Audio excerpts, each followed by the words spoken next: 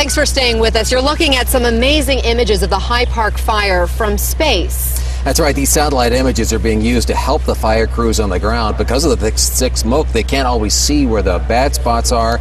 These images help them spot the intense flames and where those spots they need to attack. And it's not always something they can see from a plane either, so it really is handy. Only 10% containment right now, and firefighters are battling this fire as we speak in the hills behind us that are masked by all the smoke out here. Tyler Lopez joins us live with the latest on this firefight. Tyler?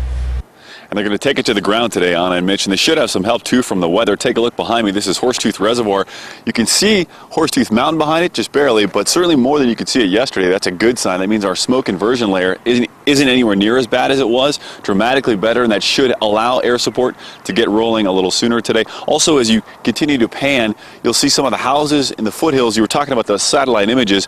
They definitely should show that the fire is cooler to the east. That's what the incident commander was saying, and that's good news because they don't believe the fire is a major threat to the city of Fort Collins right now. They are most concerned with other parts. And again, because you can see those homes a little better today, that should mean they can get to their air support sooner, which they did not have for most of Tuesday. Take a look at some of the video we've got of this incredible fire. That inversion layer that created our thick smoke screen yesterday also made it too dangerous for those air tankers to get up until late afternoon.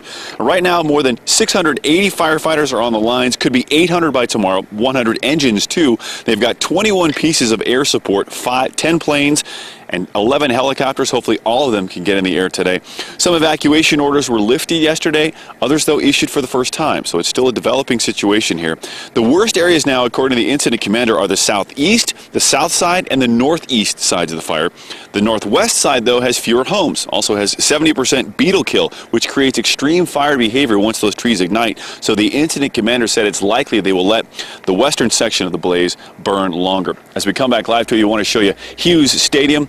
And Hughes Stadium, definitely a little easier to see today than it was yesterday. That's a good sign that hopefully for folks in Fort Collins it'll be a little easier to breathe. But that health advisory is still in effect until 4 o'clock today. Mitch, Anna, back to you.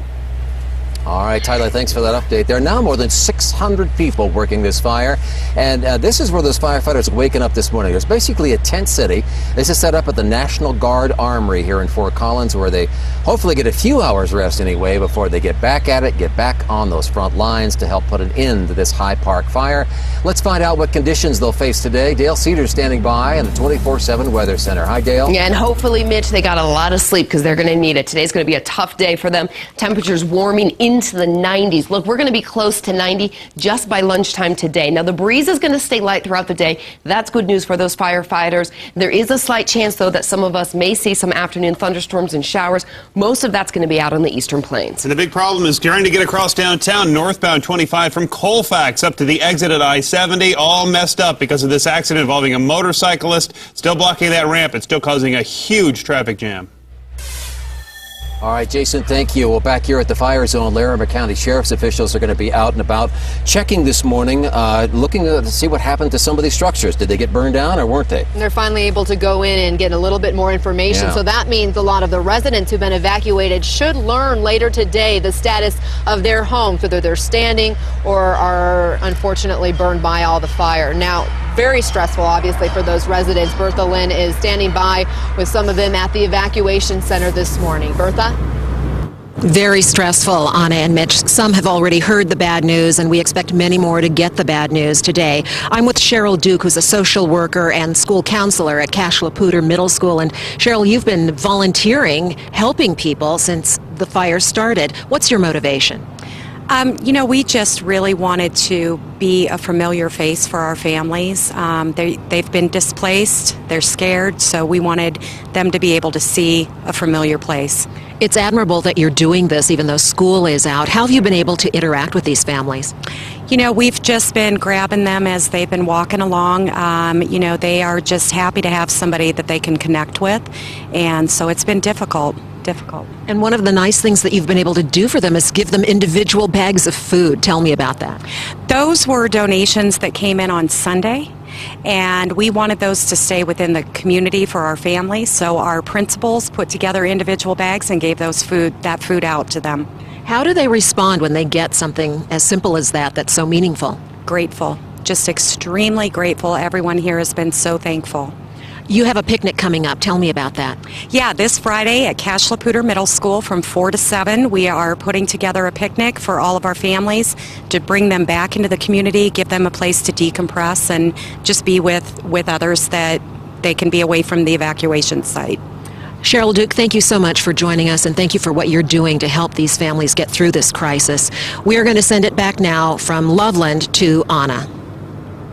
Our hearts and all of our thoughts with many of those families this morning. Thank you, Bertha. A lot of you have been asking about the wolf sanctuary. That's in the Wrist Canyon area, where we know the fire has burned really hot, destroyed a lot of structures in that area. Some good news there. Officials tell us there are 19 wolves still at the wolf sanctuary, but they are safe. They're in a concrete bunker, so they're protected from the fire, and they were just given fresh food and water. Officials there at the sanctuary also tell us, according to their latest assessments, the wolf sanctuary had fairly minimal fire damage in all of this, so good news.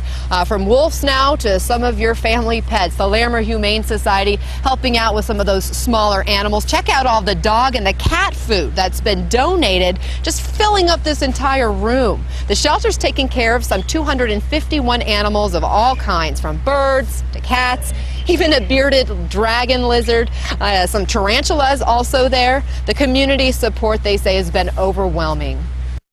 As you can see, we're running out of space for all of the in-kind donations that people have been willing to give us, which is amazing. But at this point, we really need to keep that space open for any more evacuations that happen. So we want to turn people towards monetary donations to help us keep this whole thing running as it keeps going.